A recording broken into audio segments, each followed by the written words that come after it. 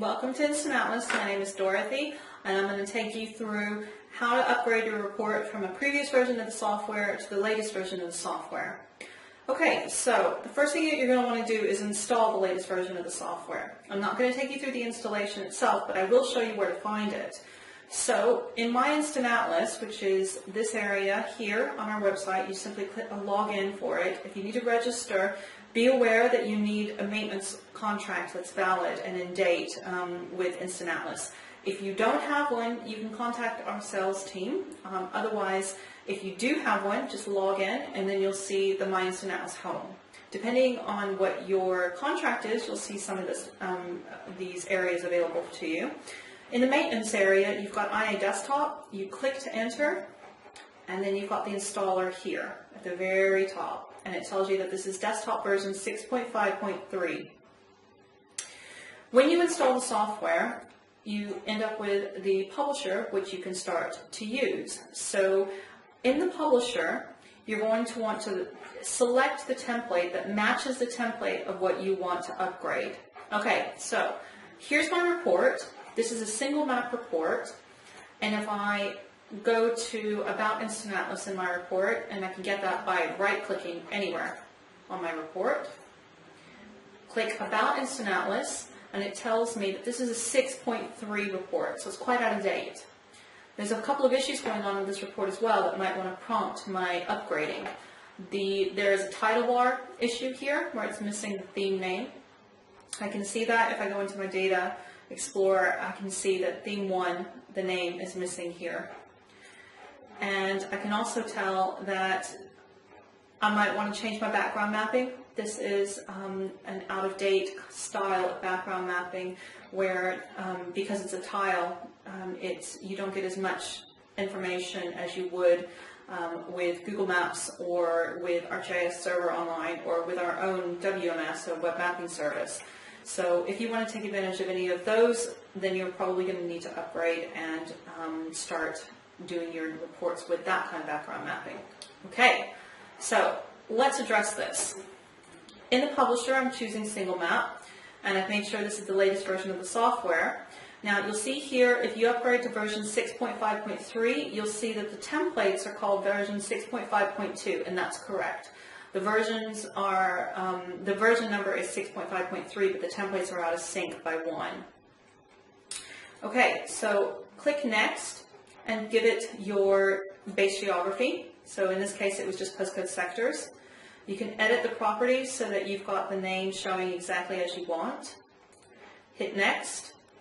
Tell it to pick up the data that's already in this report. So this is the report location, and I'm just telling it to pick up my data.xml file.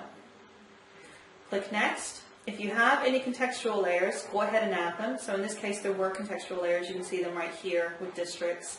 So I'm just going to add the districts. And there's codes and names. I'm going to check the properties, and I'm just going to add the name here if I need to. While you're at the republishing stage, if this is a situation where you need to add more contextual layers, go ahead and do that. Click Next. And now we're at the Choose Your Background Images. So what I've chosen here is to use the ArcGIS Server Online, which if you saw my post earlier, well, at the end of last year, you'll have seen a lot of talk about the new ArcGIS Server Online services, and this is one of them, and this is what I want to use. It's the world imagery background, and it's a high resolution. You'll see that the coordinate system is 102.100. Okay, so I've asked InstantAtlas to give me that. Configuration. Now, this is important. InstantAtlas comes with a number of different configurations based on the template that you're using. So if you are using the single map template, but you were using simplified for enhanced performance, you're going to want to make sure that you've got that configuration set here at the end of the publisher. We're just going to use standard because standard actually works just fine for this. If you happen to know that you used a color profile, then you're going to want to select it here. If you didn't, though, don't worry, because I'll show you how to fix all your colors in a minute. Click Next, and go ahead and publish it. So this is my 650 folder that I want it to put in. I'm calling it 650, but what it really is 653. Give the publisher a couple of minutes to get through the publishing process. Depending on how much data that you've put into InstantAtlas, it'll take a little bit longer, but it should be reasonably quick. Unpack it and save it to the same location.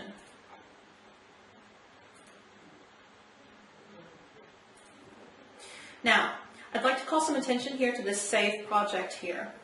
This is really nifty.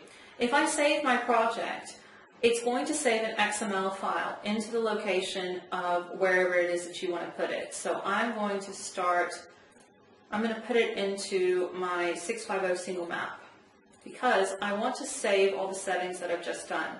Now, as you can appreciate, in the future, when you need to upgrade this report again, it's really annoying to have to remember where all your map files are, where all your data came from, where all your settings were placed, and any extra stuff that you might have done to the report.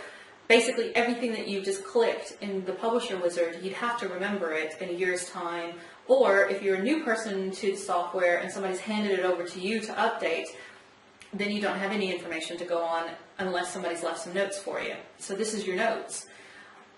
I just decided to save it as a file name 230212 because that happens to be today's date, it's 23rd of February. And I'm just going to save it as that. You call it whatever you want though. Hit save and it will tell you, in this case it's telling me it already exists because I already did this once, but it's asking if I want to replace it. That's absolutely fine.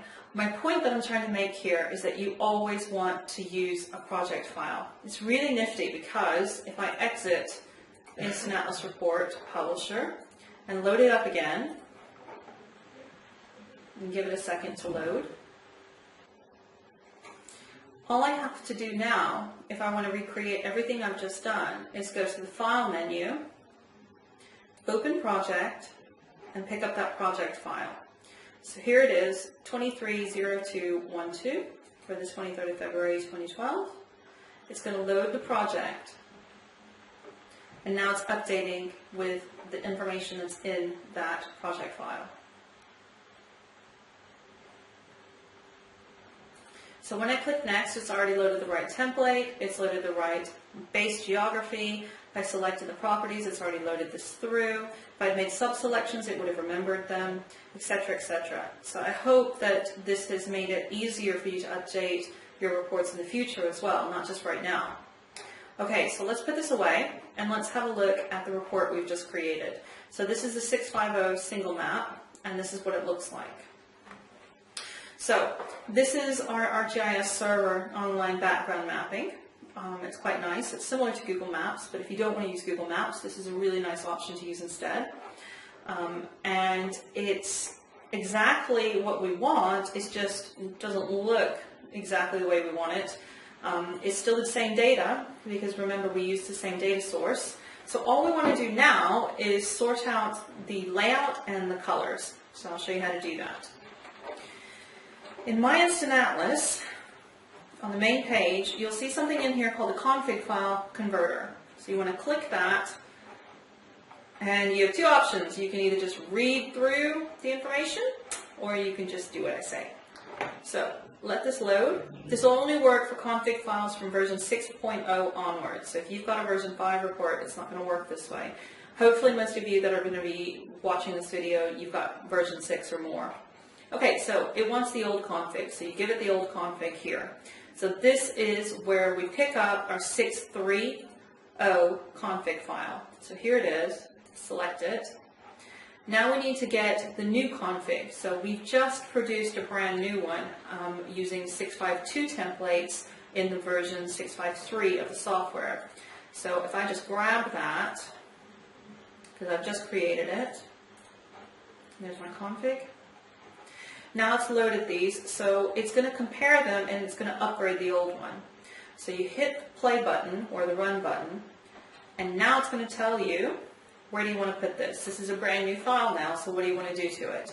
I want to put it in my 650 report folder, my 653 report folder, because I want to overwrite what came out of the publisher, and I want it to match the layout of what was originally made in my 630. I don't want to have to recreate it step by step.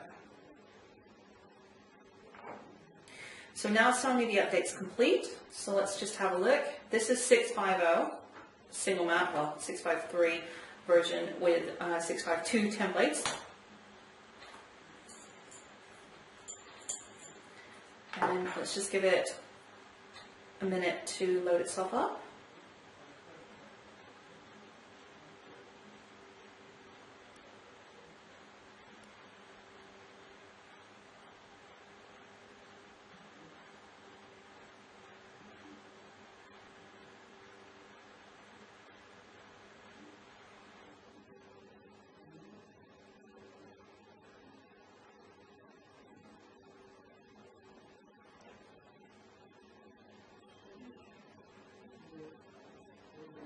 Okay, so now it's got the layout correct. It's fixed this issue that we had before with the title bar, and it's put everything else where it's supposed to be. It's also turned the background mapping on by default, which is correct, which is normally a setting you'd have to put in yourself. And everything else that's supposed to be there is correct. The only thing that's not correct now is the background colors for everything that you see here, because we've got a white and gray color scheme here, and this is all blue. Okay, so in order to fix this, you've got two options, and it depends on which version this original report was. If this report had been a 650 or more report, then you could just drop the default.css file directly into your single map report, the new one. So what we're looking for is this guy right here.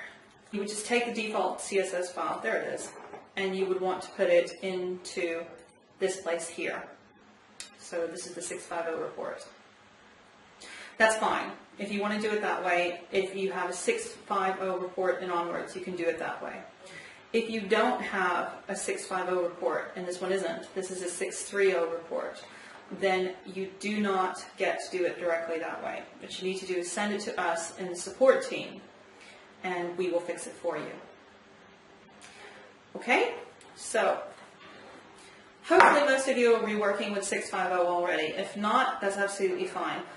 Once you actually created this new config file through the config file updater, you can then start playing around if you need to. Or you can just leave as is and just keep going. Start adding your data.